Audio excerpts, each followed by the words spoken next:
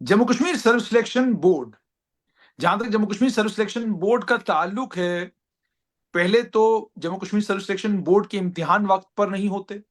इम्तिहान हो जाए तो रिजल्ट वक्त पर नहीं निकलता, रिजल्ट पर वक्त पर निकल जाए तो अपॉइंटमेंट वक्त पर नहीं होती। सब चीजें में ऐसा लगता है कि अभी भी स्ट्रीमलाइंड नहीं है। हालांकि बोर्ड बड़ी कोशिश कर रहा है चीजों को स्ट्रीमलाइन करने की, लेकिन आज भी नौजवान परेशान है। एक रिक्रूटमेंट प्रोसेस 2020 में शुरू होता है, नौजवान की उम्र होती है 29 साल, और 32 साल की उम्र में जाकर वो नौजवान उस रिक्रूटमेंट प्रोसेस के खत्म होने पर सरकारी मुलाजमत में लगता है। अब जब ये सारे पचड़े ना हो तो फिर पचड़े आ जाते हैं कोर्टों के, कि पछड़े कोर्टों के ये कि जो लोग ऑलरेडी सरकारी मुलाजमत में हैं, किसी भी तरीके से आए हैं, वो कोर्ट चले जाते हैं कि ना पहला हक तो हमारा है, हमारा हक आप किसी और को क्यों दे रहे हैं। यही कुछ हुआ पंचायत सचिवों के साथ, पंचायत सेक्रेटरियों के साथ। Jammu Kashmir service selection board ने आनन फानन में रिक्रूटमेंट प्रोसेस को मुकम्मल किया, लेकिन उसके बाद आई एक याचिका। तंजोत सिंह घाई है मेरे साथ, जो खुद इसमें एक एस्पिरेंट है। आइए तंजोत से बात करते हैं, जानते हैं कि कोर्ट ने अब ये जो राहत दी है पंचायत सचिवों को, क्या ये राहत पक्की है या अभी भी कच्ची है। तंजोत, धन्यवाद, समय निकला आपके पास कि हम बात कर सके। धन्यवाद सर, आपका भी। सर, आपने जैसे कि पूछा कि क्या ये राहत पक्की है और क्या ये राहत कच्ची है, तो इसके लिए मैं क्लियरली बोलना चाहता हूं कि जो कॉन्ट्रेक्चुअल है, अगर आप union of India versus Ramakrishnan का केस देखें, उनके वर्डिक्ट देखें, तो उसमें साफ साफ बताया गया है कि जो ड्राफ्ट रूल्स के मुताबिक, जो प्रपोज ड्राफ्ट के मुताबिक आप किसी को मुलाजमत नहीं दे सकते या पक्का नहीं कर सकते, जबकि वहां पे स्टैट्यूटरी रूल्स ऑलरेडी एग्जिस्ट करते हैं। और बड़ी ही एमिनेंट सर, जो इसका जो बड़ा ही एमिनेंट ऑर्डर पास हुआ है कोर्ट से, चाहे इसमें थोड़ा टाइम लग गया, पर मुझे लगता है कि इस कोर्ट से जो जस्टिस नरगाल जी के द्वारा ये जो हमारा बेंच था, और खासकर हमारे जो जैसे हमने आपको पता ही है, third party as a third party implead किया था with Rahul Sharma, and also the departmental support जो हमें दी गई थी, जैसे कि अमित सर थे वहां पे। हमारी जो टीम कंबाइंड एफर्ट से आज जो जुरिस्डिक्शन आई है, मुझे लगता है इस जुरिस्डिक्शन से आने वाले टाइम पे सर काफी बच्चों को मदद मिलेगी, क्योंकि अच्छा, इसमें जजमेंट क्या है साफ तौर पे ये तंजोत? बता दिया गया है। तंजोत, सर जजमेंट क्या है? जजमेंट ये संक्षेप में जजमेंट बताओ। सर जजमेंट ये है कि कोई भी ड्राफ्ट रूल्स जो होते हैं उनके बेसिस पे आप किसी को स्टे नहीं दे सकते, क्योंकि स्टैट्यूटरी रूल्स ऑलरेडी एग्जिस्ट करते हैं।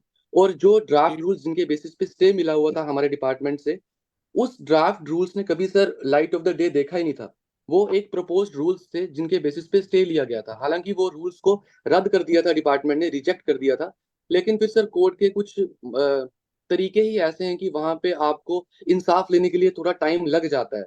लेकिन मुझे लगता है कि ये जो हमारी जजमेंट आई है सर, आप देखेंगे अगर इस ऑर्डर को, ये 18 पेजेस की जजमेंट आई है, जिसपे काफी जजमेंट्स को कोट भी किया गया है, क्लियरली बोल दिया गया कि आज के बाद ऐसा कभी नहीं होना चाहिए कि जो बच्चा मेरिट बेसिस पे सिलेक्ट होके आगे आता है वो सफर ना करे इन फ्यूचर। क्योंकि जो लोग जिन्होंने स्टे लगाया था, they were also eligible to apply for this said recruitment. वो भी अप्लाई कर सकते थे, वो भी compete कर सकते थे। मैं ये नहीं कहूंगा कि उनका कोई हक नहीं बनता, उनका हक बनता होगा, या उनका हक है या नहीं है इसमें हम कमेंट नहीं करेंगे।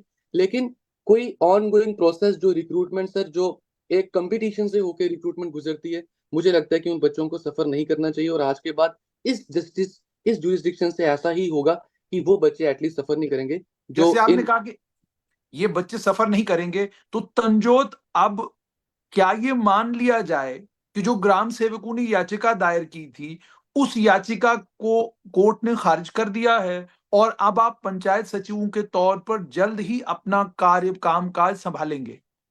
बिल्कुल सर, जो स्टे ऑर्डर उन्होंने लिया था हमारी रिक्रूटमेंट के अगेंस्ट, उसको वेकेट कर दिया गया है। और मुझे लगता है कि जल्दी से जल्दी, शायद 4-5 दिन में, जेकेएसएसबी भी हमारी फाइनल लिस्ट निकाल देगी। बाकी डिपार्टमेंट अपना प्रोसीजर करके जल्दी ही हमें अपॉइंटमेंट दे देगा। आज जैसे आपने कहा अपॉइंटमेंट दे देगा, जब आप कोर्ट में गए, ग्राम सेवकों ने जो याचिका दायर की थी, उन्होंने भी तो कोई दलील कोर्ट के सामने रखी होगी और आपने सुनी होगी। सर, जो उनकी दलीलें थी, जो 2 साल से ये केस चल रहा है, उनकी दलीलें सिर्फ एक ड्राफ्ट, प्रपोज ड्राफ्ट पे डिपेंड करती थी, जिस ड्राफ्ट यानी कि को कुछ हमारे रूल प्रपोज किए गए, कुछ रूल प्रपोज किए गए, ड्राफ्ट के बाद वो रूल्स बनते, उसको सरकार उसके बाद अप्रूवल देती, फिर जाकर वो कानून बनता। तो उन ड्राफ्ट जी रूल्स सर। की बुनियाद पर वो ये कह रहे थे कि हमारा हक है, आप क्या कहते हैं, नए पंचायत सेक्रेटरी नहीं लगा सकते। बिल्कुल सर। सर इसमें प्रॉब्लम एक ये थी कि आप मान लो कोई एक डिस्ट्रिक्ट जाती है और ड्राफ्ट रूल्स के बेसिस पे स्टे ले लेती है। आप मानेंगे कि ये 10 केस थे सर, 7 हाई कोर्ट में, 3 कैट में, पूरा डिट्टो कॉपी पेस्ट किया हुआ था पेटिशंस को। और एक स्टे के बिहाफ पे हर डिस्ट्रिक्ट ने नया नया नया नया स्टे ले लिया था। हमारे सबसे बड़ा चैलेंज ये था कि इस सबको क्लब करवाना था, क्योंकि अगर हम एक पे फाइट करते और उसको जीतते, फिर हमें बाकी 7 पे भी फाइट करनी थी। तो हमें पहले जो 1.5 महीना लग गया इसको क्लब करवाने के लिए लग गया, कि जितनी भी इससे मिलती जुलती जितनी भी पेटिशंस हैं हाई कोर्ट में, खासकर हमारे केस की, उन सबको इकट्ठा किया जाए और फिर एक ही बार उसके लिए बहस की जाए। तो ये पहले इसकी क्लबिंग की गई, और उसके बाद फिर सर फाइनल वर्डिक्ट कल, जो कि हमारे हाई कोर्ट ने इसका वर्डिक्ट दे दिया। लेकिन तंजोत क्या कहोगे, सरकार अगर जानती थी कि ग्राम सेवक हैं, सरकार अगर जानती थी कि ये मामला कोर्ट में जाएगा और वहां लटक जाएगा, तो क्या आपको नहीं लगता कि 2 साल नहीं लगने चाहिए थे? सरकार को और मुस्तैदी के साथ काम करना चाहिए था ताकि जल्दी से इसका निपटारा होता। क्योंकि अब आप देखें, 2 साल का वक्त तो इसमें चला गया और आपके पंचायत सचिव का रिजल्ट निकलने के बाद भी काफी वक्त लग गया इस फैसले को आने में, क्योंकि कोर्ट का अपना प्रोसीजर होता है, कोर्ट अपने तरीके से काम करती है। चलिए, कोर्ट ने आपके हक में जजमेंट दे दी, लेकिन अभी भी जो आपका दूसरा पक्ष है उनके पास अधिकार है कि वो चाहे तो वो इससे ऊपर वाले बेंच में जा सकते हैं, वो चाहे तो सुप्रीम कोर्ट में याचिका दायर करके आपकी रिक्रूटमेंट को चैलेंज कर सकते हैं। ये सारी दिक्कतें तो अभी भी हैं। सर रही बात टाइम वेस्ट की, तो हमारा एग्जाम हुआ था 10 दिसंबर 2023 को, और हमारा रिजल्ट आ गया था 24 दिसंबर 2023 को। 1 फरवरी को जेकेएसएसबी के द्वारा हमारी प्रोविजनल लिस्ट निकाल दी गई थी, जिसमें हमें डिस्ट्रिक्ट्स भी अलॉट हो गई थी। तो हाँ, अगर देखा जाए तो हमारा 2-4 महीने तो इसमें लग ही गए, कि केस को समझना, इम्प्लीड करना एज अ पार्टी। और रही बात, अगर आप मुझसे ये पूछेंगे कि क्या तंजोत आपको डिप्रेशन हुआ, क्या आपकी पंचायत सेक्रेटरीज को फील हुआ कि हमारे साथ गलत हो रहा है, तो मुझे लगता है कि सर उस मोमेंट पे हमने बस ये सोचा था कि हमने जो मेहनत की है वो बड़ी ही सच्ची और शिद्दत वाली मेहनत है, और हम चाहते थे कि इसका रिजल्ट बखूबी हमें मिले। हमें हमने बेशक इम्प्लीड किया, बेशक हम कोर्ट में गए, इस केस को लड़ा, लेकिन इसमें भी कोई दो राहें नहीं है सर कि जेकेएसएसबी या फिर आरडीडी ने हमारी कोई हेल्प ना की हो। उन्होंने सर बिल्कुल हमारे साथ खड़े रह के हमारी हेल्प की, जो डॉक्यूमेंट चाहिए थे वो प्रोवाइड करवाए, जो गाइडेंस चाहिए थी। देखो sir, as a student I don't know what about the court, I don't know how to go, what are the procedures of the court and how to deal with those procedures. अब ऐसा भी होता है sir कि जो सरकारी वकील होते हैं, ये बड़ा अच्छा फैक्ट है कि उनके पास एक दिन के 40-50 केस होते हैं, और जो आपका एक प्राइवेट वकील काम कर सकता है वहां पे, वो सरकारी वकील नहीं कर सकता। हालांकि वो पूरा जोर लगाता है, लेकिन उसके पास वर्कलोड काफी रहता है।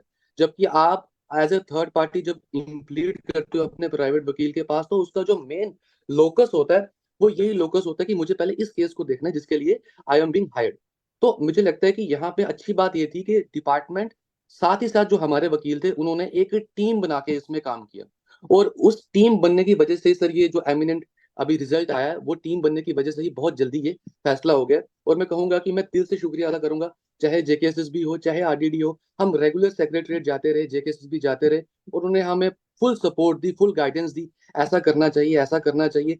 एक स्ट्रेटेजी बनी जिससे हम किस तरह से इस केस से बाहर आ जाए। तो ये रही बात टाइम की। और अगर आप पूछते हैं कि हाँ, जो जीआरएस थे क्या वो सुप्रीम कोर्ट नहीं जा सकते, क्या वो डबल बेंच में नहीं जा सकते, ऑफ कोर्स। जैसे हम एज अ थर्ड पार्टी इंप्लीड कर चुके हैं या हमने किया, हमारा फंडामेंटल राइट था, उनका भी राइट है, वो जा सकते हैं चाहे डबल बेंच में चाहे सुप्रीम कोर्ट में। पर जो जिस बुनियाद पे उन्होंने ये स्टे लिया था वो एग्जिस्ट करता ही नहीं है। तो मुझे लगता है कि वहां जाके ज्यादा से ज्यादा टाइम ही वेस्ट होने वाला है। क्योंकि, और मैं चाहता हूं, मैं ये नहीं कहता कि उनको मुलाजमत ना मिले, वो पक्के ना हो, बिल्कुल वो हो जाएं, लेकिन मुझे ये लगता है कि आप जो डायरेक्ट रिक्रूटमेंट के कोटे के लोग हैं, उनके उनको आप हॉल्ट पे करके, उनको स्टॉल करके आप ऐसा नहीं कर सकते। अगर आप देखेंगे तो प्रभजोत सिंह वर्सेस सर भगत सिंह की जो एक केस की जो जजमेंट आई थी, उसमें कोर्ट ने बोला था कि आप उस केस को स्टे नहीं दे सकते जहां पे पब्लिक इंटरेस्ट इन्वॉल्व होता है। और वैसे ही सर एक जजमेंट आई थी Sukhdev Singh versus state of Punjab. उन्होंने कहा कि लार्ज पब्लिक इंटरेस्ट में जो आप उस एम्प्लॉयमेंट को स्टे नहीं कर सकते। हमारे डिपार्टमेंट में सर बहुत वैकेंसीज हैं, आने वाले टाइम पे हमारे डिपार्टमेंट में अगर कोई ऐसे प्रपोज ड्राफ्ट होते हैं जहां पे उनको भी मुलाजमत देने की बात होती है, तो they can be adjusted very softly, but to get adjusted by stalling someone, that could not be done sir. उनका कोई बेस ही नहीं था, खासकर इस मामले में। अगर मैं आपके साथ उनको हमारे साथ जोड़ के देखता हूं तो उनके साथ हम सहानुभूति रखते हैं, उनके साथ हम खड़े खड़े भी होने को तैयार हैं, कोई बात नहीं। अगर उनका कोई राइट बनता है तो उनका फंडामेंटल राइट है, they can challenge as well as in double bench और in Supreme Court, but they can not stall our recruitment. आपको पता है सर, जेएंडके में आज गवर्नमेंट मुलाजमत लेना कितना मुश्किल है। 4-5 बच्चों में compete करके फेयर एंड ट्रांसपेरेंट प्रोसीजर से 1395 बंदे सिलेक्ट होते हैं, और फिर उनकी रिक्रूटमेंट में जस्ट बिकॉज कोई प्रमोट नहीं हुआ या कोई रेगुलराइजेशन की डिमांड कर रहा है बीइंग ए कॉन्ट्रेक्चुअल, उनकी रिक्रूटमेंट में स्टॉल नहीं होना चाहिए, आई गेस।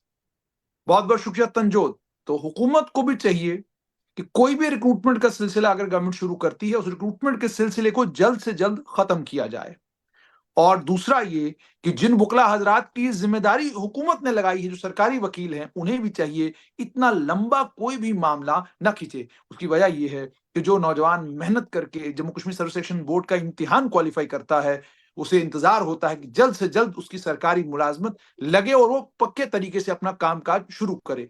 मगर जब कोर्ट के कारण या किसी और कारण विलंब होता है, इसमें लंबा समय लगता है, तो उसमें उस बच्चे की उम्र भी आगे चली जाती है, उसके काम करने की क्षमता भी कम हो जाती है। और ये खुद सोचिए कि जिस बच्चे की नौकरी 29 साल में जिसने इम्तिहान दिया और 29वें साल में ही जिसकी नौकरी लगनी चाहिए थी, उस बच्चे की नौकरी जब 29 की जगह 32 साल में लगती है, तो उसके दिल को कैसा लगता होगा। तंजोत, बहुत बहुत शुक्रिया हमारे साथ जुड़ने के लिए।